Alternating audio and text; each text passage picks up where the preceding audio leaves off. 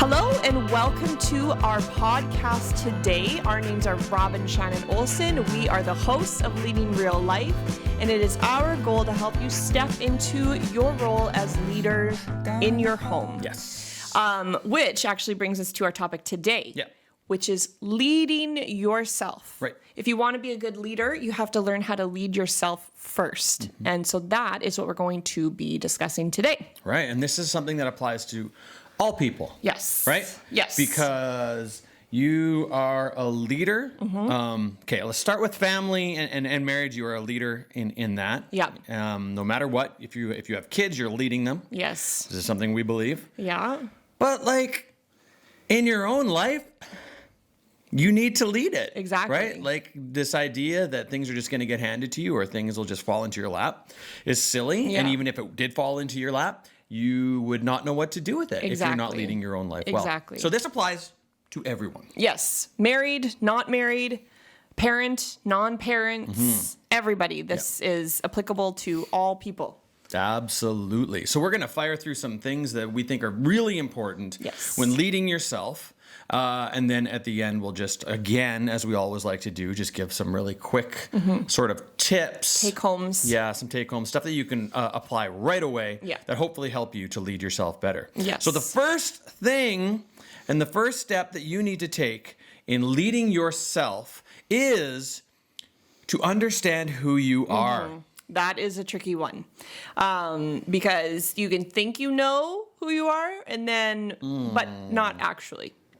How many people have no idea who they are? Or they think they come across a certain way and it is not how it is at all. Well, and I'm sure that everybly has that to some degree. You have to have some blind spots. There's always going to be those blind spots, but there are some people that are significantly not self-aware. Yeah, I know. And I hope I'm not that person. I hope I'm not either. You know what? I could very easily be totally unaware of who I think I am and how I come across. Yeah. I don't think I am. Well, here's the thing. Here's, I think, what can help set you apart from people who are completely, not self-aware. Yes. Not ever taking the time to, understand your personality type. So, we have taken personality tests, we've done our Enneagram, we've done all of these different things that give you insight into who you are and the type of personality you have. Yeah. And those insights can really be helpful when you are trying to grow and trying to lead. Absolutely.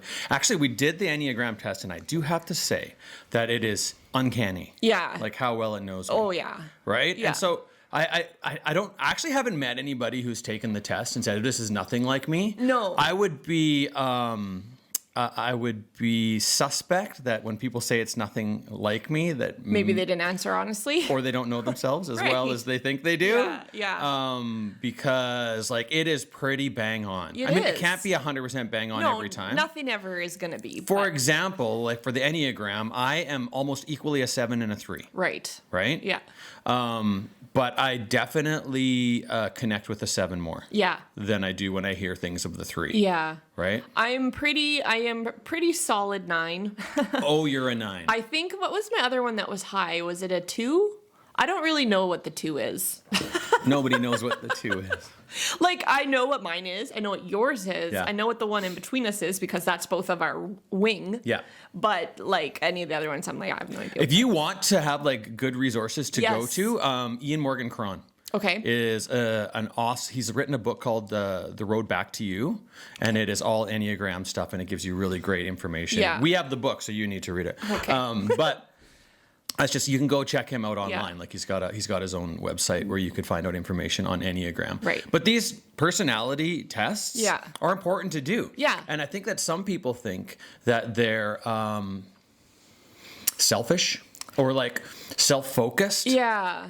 Right? But, you need to know who you are. Yeah. So, and I just want to say real quick, if you have never done one of these tests, you can find them online for free. Yeah. There's the Myers-Briggs test, the equivalent for a free version, because Myers-Briggs itself is actually super expensive. Yes. But you can do the 16 personalities test.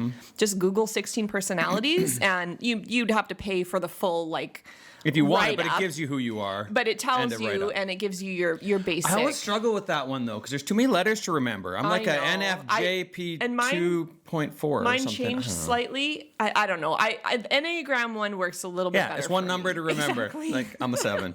Right. The other one, I'm like, I was the hippie in 16 personalities at one point. I don't remember. Yeah, it's just a little bit more to remember, but so good. And they talk about slightly different things. Yeah, that's true. Like Enneagram will talk about you when you're healthy and you when you're sort of just middle of the road and you when you're unhealthy as well. Yeah. So there's certain things that might resonate more depending on where you are. Yeah. And then like example for like a person like me who is very close 7 and very close 3, what these do is kind of catch a snippet of where you're at in this moment in time. Yeah. Right. Right. So that doesn't mean that is where you're always going to remain. Yeah. Like if I start to adjust slightly and maybe circumstances change our lives and it causes a different part of me to come out, then I could maybe lean more towards the 3. Like, right. So, but they do give you an excellent point of view to where you're at right now and what you can do about it. Yeah, absolutely. And I find even like as you're doing the tests, you can sort of spot your strengths and weaknesses, even like maybe even without the results. Like you can say like when you go to answer something, you're like, oh, I wish it wasn't this way. Yeah. But it is. Yeah. Like if I'm being truly honest with myself, I have to answer it this way, but I don't want to answer it that way. So then those are the things you can take a mental note of and go, okay, well, this is clearly an area I want to work on. Totally. Absolutely. So like one characteristics of the 9 is that you are just sort of like not the most driven. Yes. And that's something I don't like about myself. Okay. Right? Like that's something that I want to work on because Especially being married to a 7 and a 3. Well, I just see the benefit to having a drive, right? And having big dreams and big goals and stuff. Sure. So I see that as a weak area in my life. Right. In some ways, I guess it can be a positive because it's like I kind of go with the flow.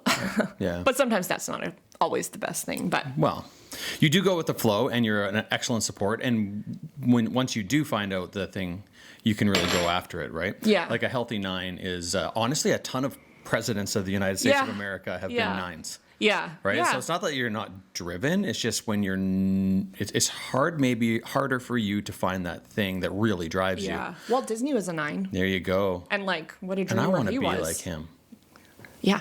Anyways, one of the things that we did too in this testing was we did it for each other. Yeah. Right? Yeah. From the other person's perspective. Yeah. And the interesting thing is that we both came out the same. I was still a 7 and you were still a 9. So, I mean, I guess that goes to show that we are somewhat self-aware.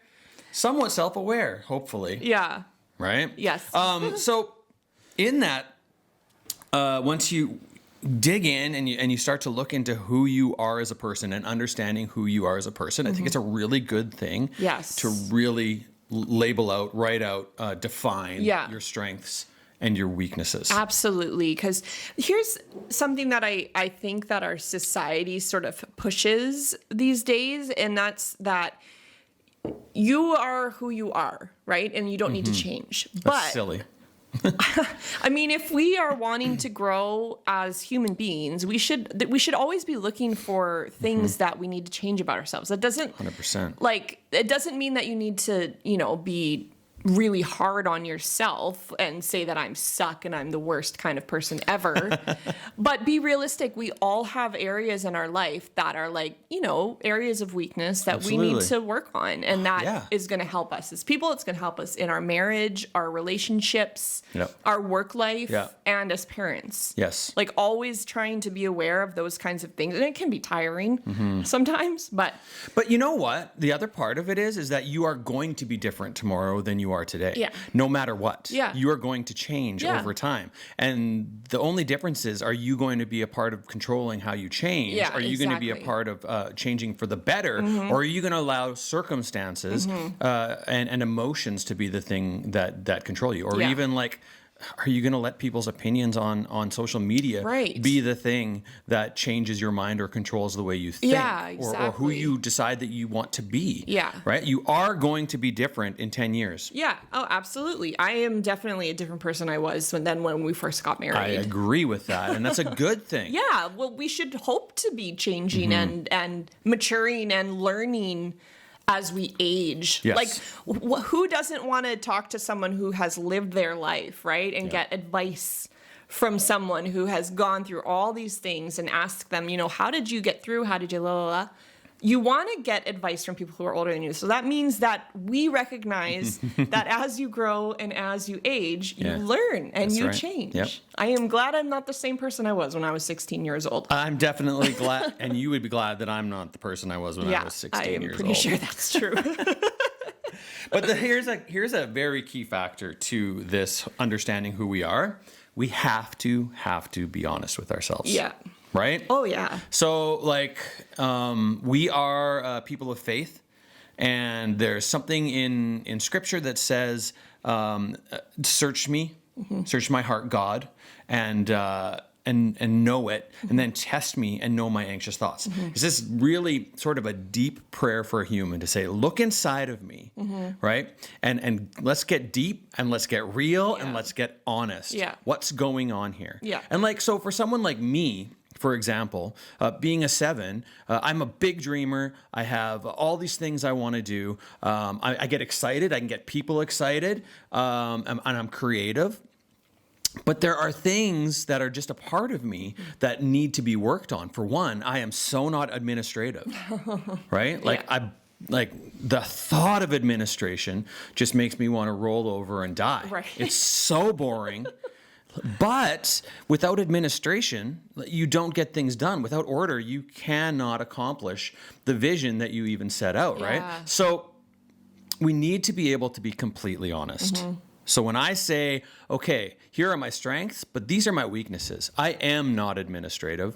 I can be flaky and flighty with all of the dreams and visions that I have. And I can be emotionally up and down with it because I have so much. When things don't work out, I can also get really down or depressed about it, right? So these are things that I have to be honest with because then I can work on them. Yeah, exactly. Right? It's not just like, let's find out the amazing things about me so that I can celebrate myself. Right. It's like, what needs to be worked on? Yeah, exactly. And I mean, it's also good to recognize the positive things in your life, like the good, the strengths. Like you need to know those too. But yeah, if you really want to grow as a person, you have to recognize. Well, and you have to be honest about the things you're good at too. Yeah. So that's tough for people. It is. Right? Because we can think it's like the hardest question in a job interview. What are your strengths and weaknesses? I don't think anybody even asks that. I hope they don't ask that anymore because it's just such an antiquated question. It really is. But I do think that people have a hard time understanding,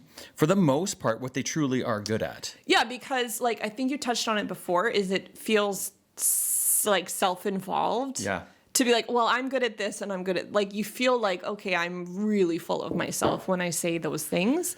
But the truth is we're all good at something, right? We all have talents and we all have personality traits that are really great. Absolutely. And so when we're trying to understand who we are, one of the things we need to know is what our passions are, what our dreams are, and what our goals are going to be for the future. And you cannot really go into those things without knowing what you're good at. Right. And what you're not, where you need work. Like you need to know both of them equally and be honest about it. Yeah. Right? Yeah. So stop thinking that self-reflection is too self-involved. Yeah. You need to understand who you are. Absolutely. Is this a one-day process? Oh, definitely not. I mean, I think some people will just be like, okay, I'm going to go meditate for 10 minutes. Right. And then it will come to me. That's probably a very specific personality type, and it is not mine. No, that's not yours. It's probably mine. Right? It's definitely not. Yeah. Mine's like, give me 5 years. Yeah. I'll see if I can figure it out. So there's benefits to both, right? At least I'll move on. The truth is that is thinking about those things isn't necessarily some people really love that kind of stuff, right? Yes. For other people, it's work. For me, it's work. I have to be really intentional about thinking about the areas because first of all, when you're thinking about your weaknesses, it's like can make you feel bad about yourself, right? So it's not like you're like, yes, I'm going to sit down and I'm going to figure out where I suck. Yeah, you know what I mean? Like it's not exciting. It's not, it's gritty work. Yeah. And so depending on your personality type, it can be either really easy or really hard. So... And so you need to engage with it though, like sort of more consistently, right? Like, so it's not like overwhelming. Like I'm not going to take a week out and all I'm going to do is focus on the negative. Yeah. But like there are practices that you can take on that will help you to discover, right? Yeah. So like, for example, journaling. Yeah, absolutely. Journaling, but then reflecting. Yeah. So it's one thing to write stuff down. It's super cathartic to write things down. Yeah. You can get emotions out and you can let it sort of a release, right? Now, that's great in and of itself, but it's even so much more powerful when you go back and look. Right. And be like, okay, so where was I in this season? I remember that I was struggling with something in this season. Okay, what was I thinking? What was my thought process? What was my emotions? How did I handle it? Yeah. You can go back and look and you can see strengths and weaknesses because you're going to come at it from an outside perspective. Yeah. It's more like you're reading somebody else's words when you go back and reflect. That's true. So you can look at it and say, okay, this person is this, right? And then you're getting a little bit more honest with yourself. Yeah. So that's a really, really helpful strategy to engage with understanding who you are. Yeah, absolutely. But also making note of just some of your common behavioral practices. Yeah. So like if there's something, I hate this word because it's so overused, but empowering? No. Oh. If you find there's something that's triggering you, like recognize what it is, right? So I tend to really be irritated by a lot of loud noise. Yes, you are. And I'm loud. Well, it's not that. It's we have 4 kids, right? And it's just like it's them, yeah. That is something that really can irritate me, and then I can fly off the handle because instead of going, okay, it's noisy, I need to calmly ask someone to or leave the room. Yeah. Instead, I snap and yell and get mad. And it's like people are just living their life around me. But I just happen to be really sensitive to the noises. So like recognizing when I can feel myself like getting anxious because of the situation around me and figuring out a way to like remove myself from the situation or deal with it in a mature way. Yes. It's important. I actually think there's an even stronger tactic that you can use to acknowledge that and sort of sidestep it. It's that you can visualize what life is like when that happens. So, for example, you know that when the kids get home from school, they're going to play and be loud, right? Yeah. So you know, okay, there's a certain time of day where this is always going to happen. Yeah. What is that going to look like today? Right. And you can visualize and you can say, okay, how am I going to act in that situation? Yeah. Because you know already that this is who I am.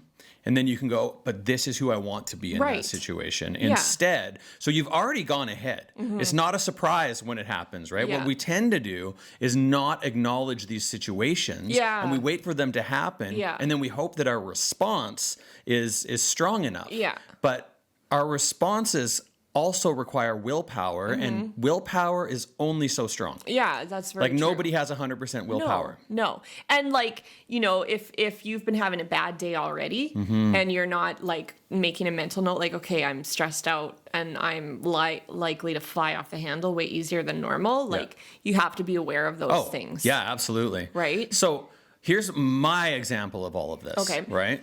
When I come home from work, what I have typically done is not eaten well all day because I go in really early and then I come home a little bit earlier in the afternoon. So we've had breakfast and lunch. I haven't done really great at eating because I don't think to bring stuff. When I come home, what do? I wander around the house and I graze and I just sort of pick food from all over the place. Well, what's that going to be? Yeah. It's going to be granola bars and cookies and all these types of things. So they're super easy and delicious. Right? Yeah. So... But is that who I want to be? Right. So a way to combat that is to visualize and anticipate this is going to happen. Why do I know it's going to happen? Because it happens every day. Yeah, exactly. So what can I do instead? Because what this is it's an obstacle in the way of a bigger goal. Right. Right? Which is? Healthy eating. Right. Right? Healthy life. Yeah. So one of the obstacles is this grazing. But if I am never thinking about it, if I am not willing to engage with visualization of who I should be in that moment, who I see myself as instead, then I will always graze. Yeah. Right? Yeah. And I will just do that. So that's my example of it, which is a bit different than yours. But like it works for all of our sort of struggles or areas that we are a bit weaker in. Yeah, exactly. Right? Okay. So understand who you are. Yes. All right. So step number 2 in this whole leading yourself. What is it? Setting goals. So that can look like many different things. So first of all, you know, your life has all these different sort of compartments, right? You've got work. Yep. You've got your family. Yep. You've got marriage. Yes. So parenting, marriage. You've got your personal life and I don't know what else. Spiritual life. Yeah, sure. Like You got lots of compartments. there's all these different areas of your life. And so each area requires different goals, right? Your work goals are not going to be the same as your parenting goals necessarily. You know, if you have a job where your goal is to like reach this level, it's not going to be the same as your parenting goals. And like, so we did also address this, and I'm just going to say this real quick. We kind of talked about this last episode, is that you don't have to have the big dream of being a CEO. Right. Your dream or your goal could be to be the best parent ever. Yeah. Right? So exactly. That might be the most important thing to you. Yeah, exactly. But figuring out what your goals are in each of those areas is like really important to moving on to the next phase of your life, right? Okay. Or to reaching, you know, what you want to become. Yes. Yeah, absolutely. Right? Because if we don't have goals, we're not really moving anywhere. No, I think that for many people that the goal setting can become sort of this mountain, Mount Everest, right? Like, so I have the goal of becoming CEO of a company. Okay. That's great. Yeah. But how like, are you going to get there? Oh my goodness. Like that's crazy huge goal. Exactly. And what ends up happening for people is they have that idea, I want to be this amazing thing, or I want to do this fantastic thing, but you don't even know the first step to take. Yeah. You don't get off the ground. So you do need you need a macro. Yes. Right? You need to be like big sweeping. I want to write, for me, I have a goal of writing a fantasy novel, right? 75,000 to 100,000 words. Right. That scares me. Because like I've written, 15,000 words, and it's like, that's just a little bit of it.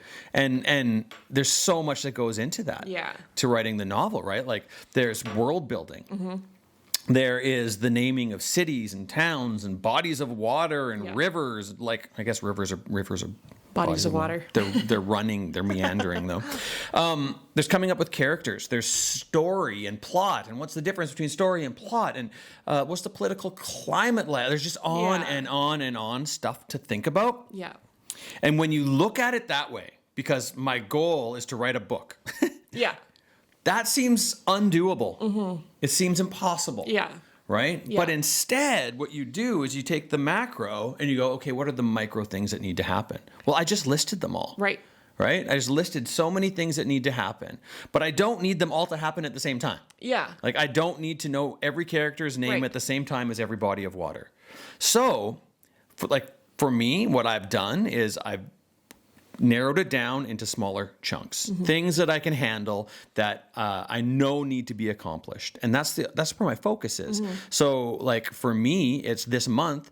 I just want to come up with names that resonate with me for all the characters and all the cities and towns, and just create a map. Yeah.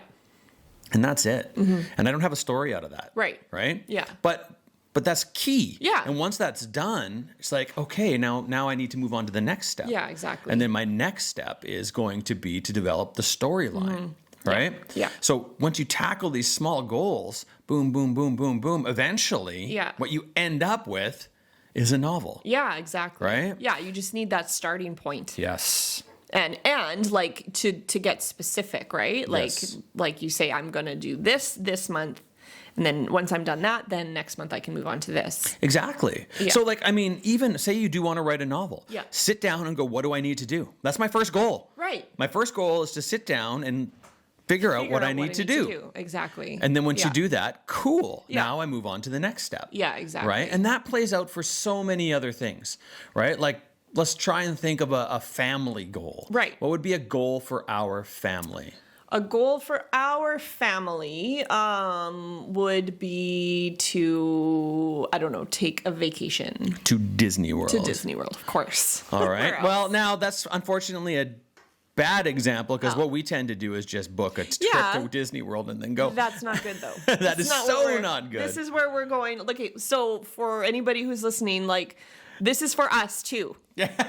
Yes. We're not just telling you. This is us telling ourselves. Like, remember? Yes. You need to set goals and you need to get steps in place to do that. Absolutely. So let's put this under a bigger goal. Okay. Let's put this under like a financial freedom for our family goal. Yeah. Right? Yeah. So financial freedom. We want to achieve financial freedom for our family so that we can spend money on vacations without as much worry. Right? Yeah. So is then deciding to go on a random trip to Disney World the best idea for our family? No. But what is? Say we want to do a vacation. What is the best way? We need to set smaller goals. We need to start with a budget. We create a budget. Right? Yeah. So there's a goal. We're already stepping forward in the positive towards financial freedom just by setting a budget. Yeah. We know what we can spend. We know what this is going to cost us. Yeah. Right? So like in the past, a little admitting here, we have taken trips without considering the consequences. Yes. Right? And I'm not going to say what I was going to say, but they were fun. You don't regret them. I don't regret them. No, I know you don't. And that's our family style a bit. I don't either. Because we've made wonderful memories. I regret the debt. Okay, so but here's the thing though. This goes under if we do have a goal of financial freedom, right? Which, I mean, honestly, we haven't set that goal as a family. We haven't said that our biggest dream is to have financial freedom. That's not one of our goals that we have set. We might want to set that in the future, and it might be wise to set it in the future. Right. And all the people who might be listening who are financial advisors are rolling over, and they're just like, yeah. But if that is your goal, like if that is one of the big ones in your family, and you're like, we have to get to this level, then this gets in the way. Yeah. Right? Yeah. So you need to know those smaller micro goals. Yeah. Okay, well, we know that we need to save this much money so that we have it in savings. Well, going on a trip randomly to Disney World is going to get in the way of that. Yeah, absolutely. Yeah. But you can also plan it if you do want to go so that you can do on the budget that you have, enjoy yourself and not get in the way of the goals that you have. Yeah, and like I think one of the things that we think when we're setting goals is it's like this has to be done in the next year, right? Like this can be a 10-year goal. Yeah. Which gives you maybe a little bit more freedom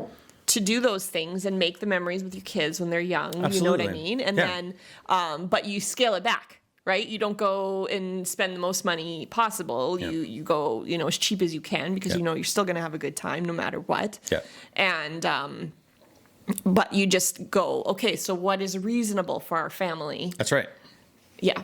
Absolutely. I think the thing about goals too is so if your goal is you want to be a film director. Oh, who wants to be a film director in our family? I don't know. I think when you dream big, you can just get really excited about the outcome. Yeah. And then the little details that you are required to do in order to get to that big goal can be like demotivating almost. Sure. It's like, wait, you mean I have to learn how to do this? Yeah. That doesn't sound fun. No, exactly. I have to apply to a school and do a resume? Yeah. Like part of being an adult, part of leading your life means I have to do things I don't enjoy sometimes for the greater outcome that I'm looking to achieve. Absolutely. And it's the little goals aren't the exciting part. No. Right? But they do move you towards the bigger. Exactly. And then when you look back and you go, okay, I did all those things and now look where I am. Right? Then it's like, then it's motivating. Absolutely. It's exciting. And then you go, okay, I can keep doing these things to get where I want to be. Exactly. That is the thing about little goals, is that they are wins. Yeah. Right? Yeah, exactly. Just like you, so you are the example of wanting to be a director or whatever, something to do with film. Yeah.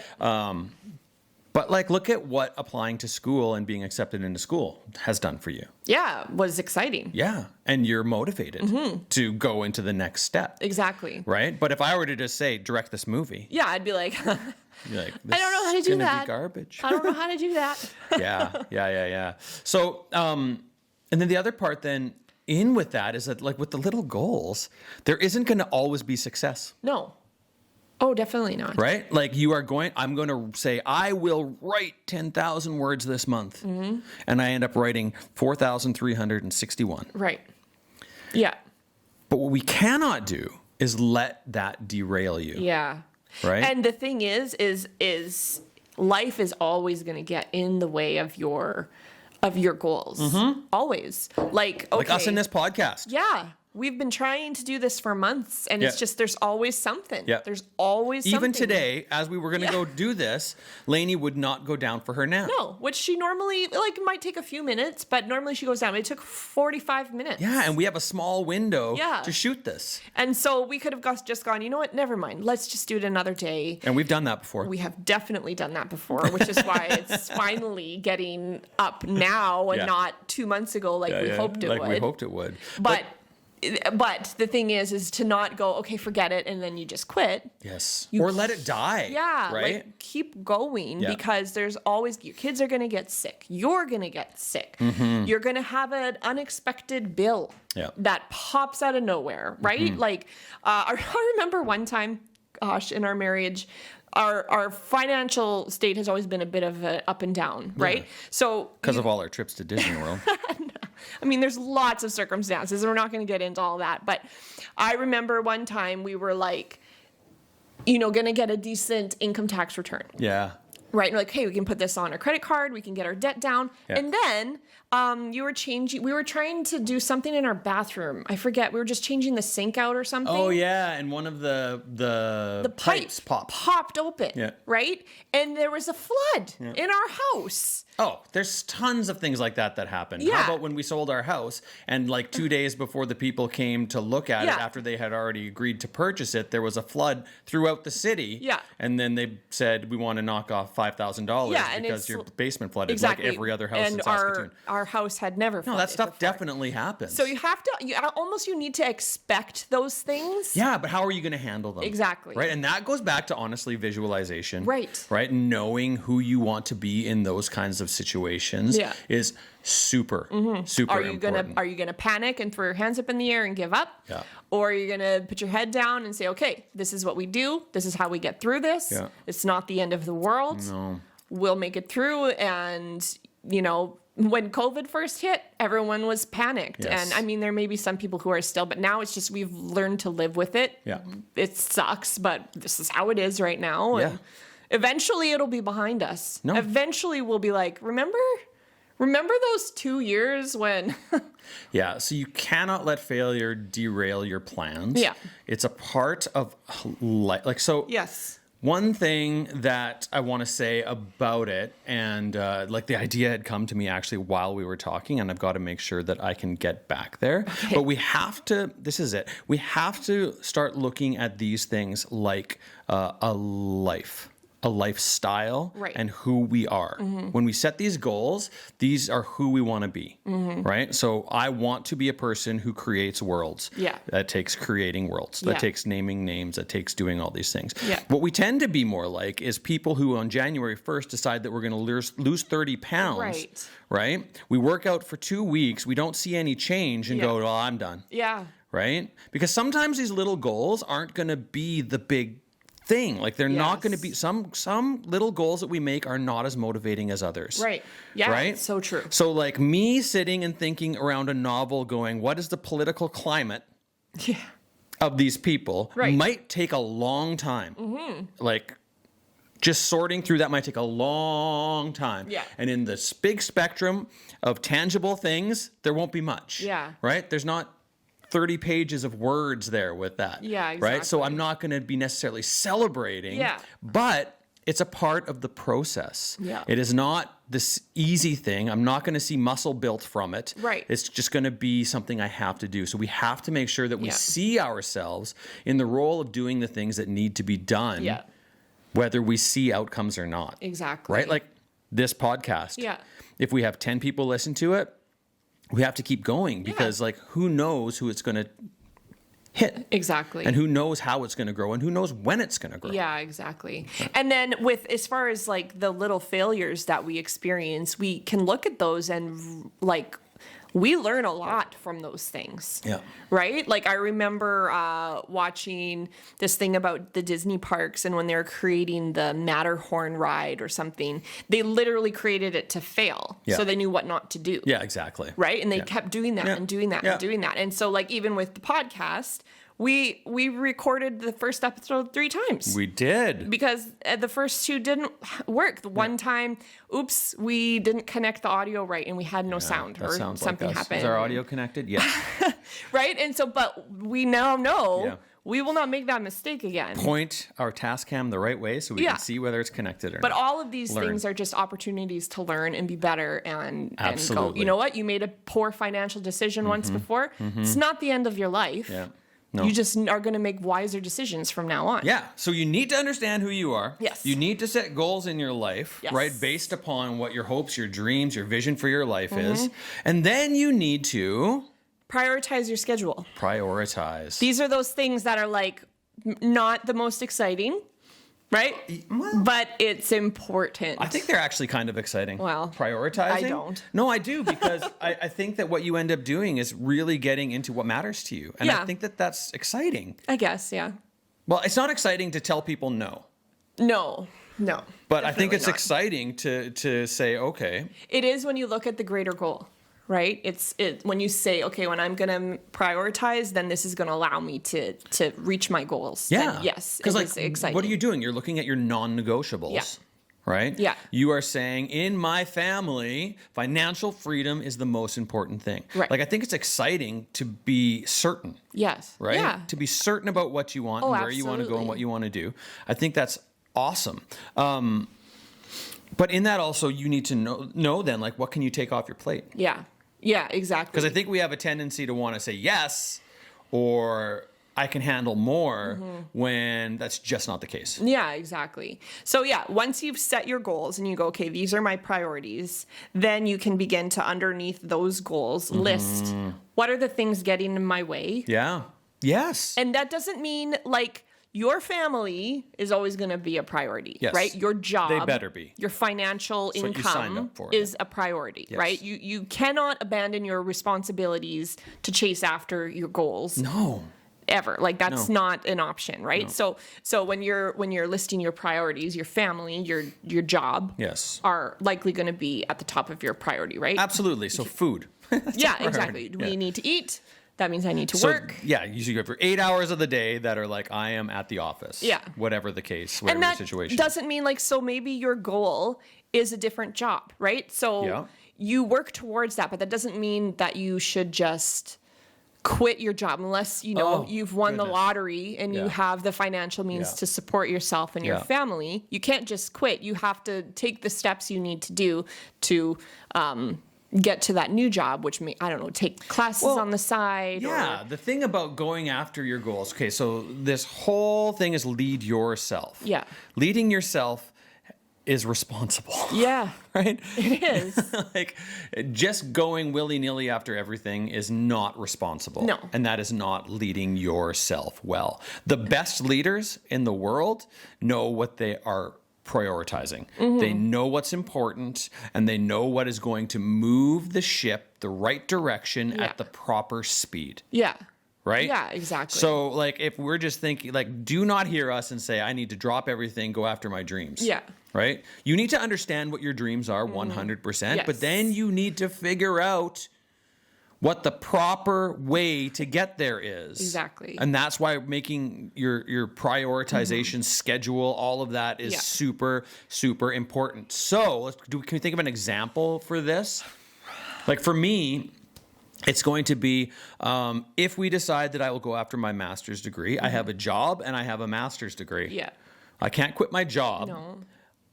But I also want the master's degree. Yeah. So one has to come in second, right? Well, obviously, according to prioritization and what I will do for my schedule, my work comes first. And then around that, I will create spaces and blocks of time to work on a master's degree. Yeah. And then a novel. Yeah. Right? Exactly. So that's it. But what does that mean for like all the other stuff? Well, the things that other people can do, like, here's the thing is we need to understand that we are really dispensable in many areas of life. Yes, we are. Like we want to think that nobody can replace us, but the truth is aside from being in our family, you know, we can be replaced. Even in our job, we can be replaced. But we understand like our job is important, so we're going to keep that in the top priority section. Yeah. But the other things, the places where we're volunteered, and we all want to volunteer, and we all want to contribute to our community and, you know, our churches or, you know, whatever the thing is that you value. But sometimes we have seasons in our life where we have to do less of those things. Oh, yes. But even honestly, even in your work and even in your family, you need to know what you can say yes and no to. Yeah, absolutely. Right? Like the CEOs are not doing all of the little things, right? They find people to do those things for them. Exactly. The people that you follow have clear boundaries. Right? That they know, and then you want to follow those people because they're confident. Absolutely. And they know what they're doing, and they're not just like doing every little thing. No, because when you do everything, you end up with no results. Yeah. You do everything maybe semi-well, right, but never excellent. Yeah, exactly. Right? Because we don't have the capacity to multitask the same way that we think we do. Yeah. Like we think we are really great at doing all these things. We're so much better at singular tasking. Yeah. But even if you just focused, taking your attention to all these different places tires you out. Yeah. Like mental capacity, you only have a certain amount of top-notch hours in a day. Yeah. Right? Where you're going to work at your peak level. You only have so much time to do that. Yeah. So where are you going to devote that time? It's important to prioritize your schedule around that. Yeah, exactly. And I mean, that goes for everything. Okay, so say you're a stay-at-home mom. Okay, your priority for that day might be different from the day before, right? Yeah. Maybe today your priority is I am going to do like a really good clean of the house. I have the time to do it today. But this is what I have done in the past, right? I move from one thing to the next without completing anything. Yeah. Oh. Right? Welcome to a seven's life. You go to the kitchen, you start doing the dishes. Yeah. And you put a dish away and you're like, oh man, that drawer is really unorganized. I'm going to organize that drawer. Forget the dishes. And you just sort of like walk around the house doing all these little things and never completing any tasks. Yeah. So like staying on track is important when you're setting your priorities for 100%. the day or for your week or for your month. You know? Absolutely. And so if you think that at work you can't say no, you're wrong. Yeah. Right? Like maybe your boss and you have a relationship where you can't say no with them. Right. But your coworkers do not own your time. No. Right? And if you're constantly doing things that help them but do not move your work forward, then you are wasting time. Yeah. Right? If you are a parent, your kids will literally think so many more of their things are more important than the things that you need to do to move the family forward. Right. So do you stop and do whatever your kids want whenever they want? If you do, you are not setting boundaries and you're teaching your kids nothing about boundaries. Yeah. You're teaching them nothing about how they are going to lead their lives when they get older. Exactly. They're going to look at that example and go, well, my mom did whatever, or my dad did whatever I wanted, and I'm going to parent that same way. Yeah. Or they might go the whole opposite. Right. And just like nothing. Yeah, exactly. Right? So, but you need to set boundaries because you need to prioritize what's important. Yeah. And that's what needs to get done. Yeah, exactly. All right, so let's go over the first points on leading yourself, and then we'll go into the last. Okay. So number 1 is understand who you are. Yes. Number 2 is set goals. Yep. And number 3 is prioritize your schedule. Awesome. Okay, and so number 4 is... communicate your vision. Communicate your vision. Why? Why can't it just like live in my head? Well, when things live in your head, they don't tend to take flight. No, they get all stuck in the skull there. Right? Like once we communicate, then we now have accountability. And accountability is key in helping us to reach our goals and get to where we want to go. You need to answer to someone besides yourself. Exactly. Because... No, go ahead. No, you.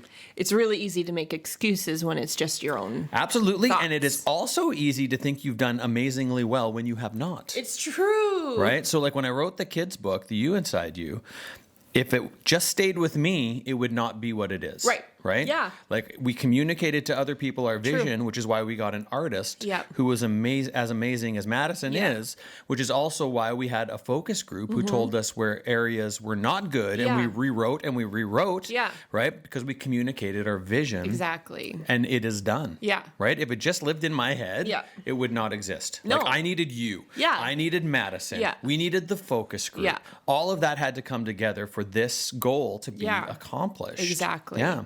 So you need to get outside of yourself. You need, and you know what? This is true if you're married. Yeah. This is true if you're single. Yeah. And it is true if you have kids or you don't. Yeah, exactly. You need accountability. If you're married, likely your spouse is going to be the person you're accountable to. Yes. If you're single, One of them. Yeah. If you're single, it could be a good friend or maybe a mentor. Mentors are huge. Yeah. Yeah, because a mentor can help take us to where we need to go, right? If we have this dream of, I don't know, anything. Directing. Yes. And I don't know, what's the first step you take? Like, what? Well, I mean, talk to someone who's in that industry. Absolutely. Right? That can guide you and give you lots of advice about what you need to do, the steps you need to take. And then they can ask you the questions. Okay, have you done this? Yeah. Have you learned this? Yeah. No. Okay, well, that's probably something on your to-do list. And so people will mistake, okay, there are great things that you can utilize. There are awesome tools that you can utilize to gain knowledge. So, for example, I always listen to masterclass teaching on writing. Right. Where authors like Margaret Atwood talk about her writing process. Yeah. But that is not accountability. No. That's learning. That's information. Yes. Right? So do that. Yeah. Do those things, but don't think that those are your mentors. Exactly. Like you need to have a relationship with somebody to be accountable to. Yeah. Right? Yeah. You can't just be like, well, I look up to this person who I don't know. They're not going to hold you accountable. They're not going to hold you accountable. So like find somebody, start a relationship with them, and then ask. And they're also not going to help you reach your goals. No. Whereas a mentor will more likely be willing to help you along the road to reaching the sort of same place that they've been to. Yeah, exactly. Right? But also, besides just having people to be accountable to, people need to know where you're taking them. Yes. Yes. Right. Exactly. So especially we're talking about leading yourself, but like as one, say a parent or somebody in a marriage, your spouse, your kids, they all need to know what this vision is and where you plan on taking them. Exactly. Like if you're completely blindsided in your marriage because your spouse hasn't communicated any of their goals to you, like that is going to be tough. Absolutely. And even I think like for our kids' sake, I think a lot of times we think we don't, you're not asking your kids permission necessarily. No. Right? But like a little respect to them goes a long way. Yes. Because one, you're teaching them you deserve respect. Yes. Two, you are your own person too, and so we're going to include you in these decisions and things that will affect your life. Yes. We're going to include you in the process. That's right. And then your relationship with them will be stronger. Yeah, absolutely. And you're teaching them how to do this when they're older. Exactly. Right? Like if you just are a parent who's like, it's my way or the highway, I am not even going to talk to you about it. You just do it because I say so. Yeah. Like that does not work. No. And your kids are not going to learn for when they are older, that how to handle relationships. Yeah. Right? Like they're going to look at the relationship that you have, and they're going to start treating other people in that same way, not just like their kids. They'll start doing that with people in school. Yeah, they'll start doing that with people at work. Like they'll just start saying it's my way or the highway because that's what they've kind of seen growing up. So what we do is we teach them respect so that they will respect others as well. Exactly. Well, and if you think to your own life, right? If you've ever had a boss, like a bad boss, who's just like, well, it's just my way or no way, right? That doesn't work. No. You don't respond well to that. Yeah. So do you think your kids are going to respond well to, well, it's my way or the highway? Probably not. Are you the boss? Sure. That doesn't mean you can't be a good boss. No, exactly. Right? And when we are trying to direct people, so like we're talking about leading ourselves here, right? But in leading ourselves, as we are going for goals, we often need to lead other people along the way. Yes. Right? So as we are leading people on the way, if we don't communicate the vision, they have no confidence in where we're taking them. They look at us like we're trying to drive the ship blindfolded, and they are not likely to come along for the ride. Yeah. If they come along, it'll be out of duty, and they'll probably come unwillingly. They will not get excited about the vision, but that is not what we want. No. When we lead ourselves, when we lead our families, we want excitement about the future. We want people to move forward towards goals. And in this, like we always like to talk about, teaching our kids, teaching other people how to go for these goals as well. Exactly. Right? And there's like way more chance of success if you've communicated with someone and you have people along with you on the journey. Right? Yeah. Nobody ever really complained to me about over communication, but under communication causes a world of problems. If I think of any time that I've been frustrated, usually it's because of lack of communication on someone. Did I do something wrong? Well, was it because nobody told me? Yeah, exactly. Right? Like there's nothing more frustrating than not knowing. And doing something wrong. All someone needed to do was communicate with you. The last thing I want to say about communication is if you do not communicate your vision, people will not believe that you know why.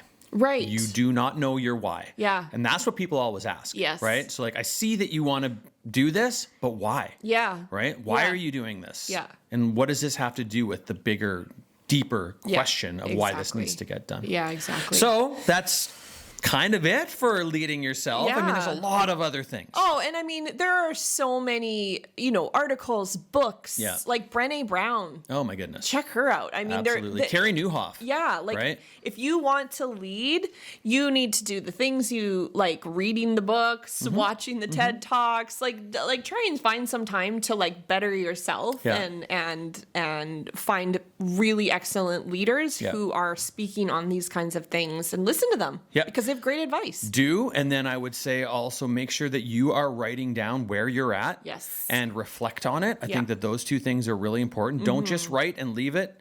Write and then reflect on it. Yes. And what else do you think would help people to lead themselves well?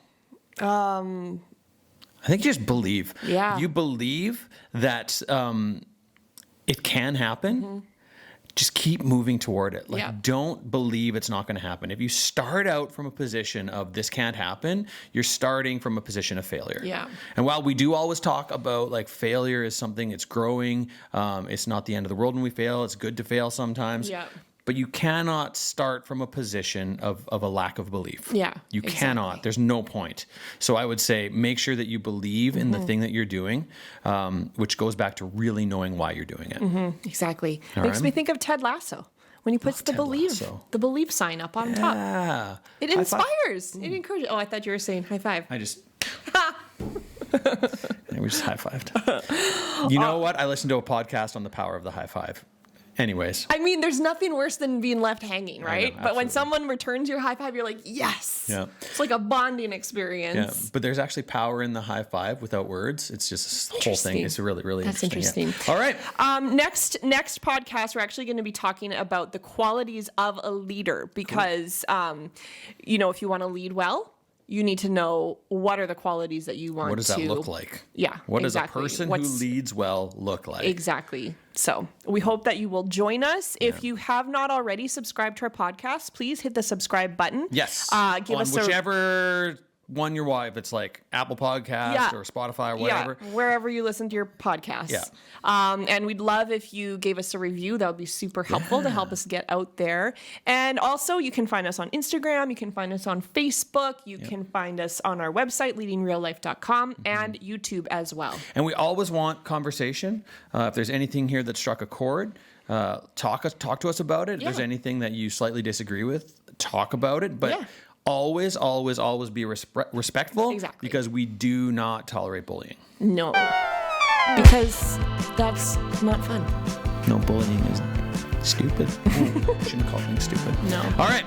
So we hope you all on have that a note, good week. Okay, all right. Bye. Bye.